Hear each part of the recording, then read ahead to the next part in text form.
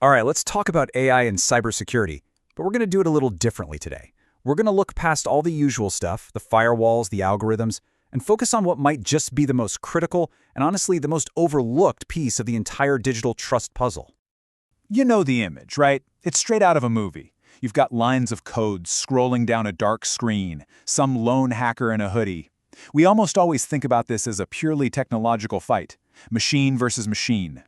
And this is where it gets really interesting, because all the data and what all the experts are saying points to one thing. The biggest vulnerability in our digital world isn't in the software. It's us. It's people. So let's kick things off by really digging into why. Why has human behavior become the absolute center of this entire conversation about our digital safety? This quote pretty much says it all. We're not talking about these incredibly complex state-sponsored hacks being the starting point for most problems. No, it's almost always something way more basic, way more, well, human. I mean, just look at these examples. They're so simple and so relatable. Accidentally sending an email to the wrong person? We've all been close to that. Using that same password you've had for the last 10 years on like 20 different websites? Yep. Or that split second when you're busy and you just click a link that looks fine. These are the real-world ways the bad guys get in. Now, you're probably thinking, okay, but isn't this what AI is for, to protect us from ourselves? And, well, yes and no. The reality is, AI is this incredibly powerful tool, but it's a tool that cuts both ways. It's a real double-edged sword. And you can really see that contrast right here. On one side, AI is an amazing defender, right? It's filtering our junk mail, spotting weird activity on our accounts, the whole deal. But look at the other side. That exact same power is being used to create unbelievably convincing scams, to automate phishing attacks, and to generate deepfakes that are getting harder and harder for any of us to spot. So here's the bottom line. AI actually raises the stakes. It does a great job of getting rid of the obvious clumsy attacks. But that means the threats that do manage to get through to you are way more sophisticated, way more convincing. And that makes our human judgment, our gut feeling, the absolute last line of defense. It's more critical now than it's ever been. Okay, so if people are such a big part of the problem, it stands to reason they have to be a big part of the solution. So now we're going to get into the practical, actionable stuff. How do you actually build up what the pros call the human layer of your defenses?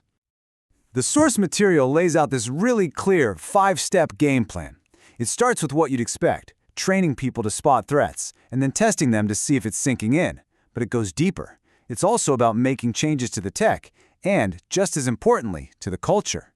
Things like using a zero-trust model, and making it safe for people to report their own mistakes. And let's just quickly break down that zero-trust idea, because it's really important. It sounds kind of harsh, but it's super logical. Basically, instead of giving everyone the keys to the whole kingdom, you only give them access to the specific things they need to do their job. It's simple, right? That way, if an account ever gets compromised, the damage is contained. The intruder can't go anywhere they're not supposed to. You know, this might be the most important piece of the puzzle. Think about it. If someone clicks a sketchy link, you don't want them to hide it because they're afraid they'll get in trouble. You want them to raise their hand right away so you can fix it.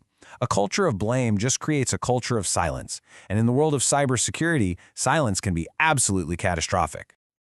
So let's tie all this together. What we're really talking about is a brand new way of thinking about security.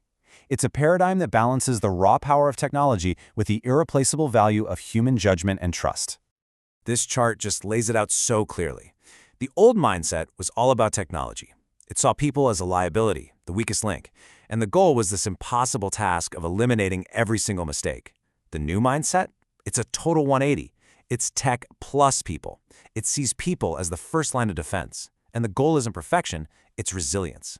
It's about being able to take a punch, get back up, and learn from it. And that's really the core idea here. We need the machines. We need their speed, their precision, their ability to work at a massive scale. But we absolutely, 100%, need people for their intuition, their context, and their judgment. Having one without the other just doesn't work anymore. I think this final quote just says it all, perfectly. The companies that are going to win, the ones that are going to thrive, they're not just the ones with the fanciest new software. They're the ones that actually invest in, empower, and trust their people. So, we'll leave you with this question to chew on. Whether it's your company, your team, or even just your own family, Are people being treated like a vulnerability, or are they being built up to be the strongest security asset you have? It's something worth thinking about.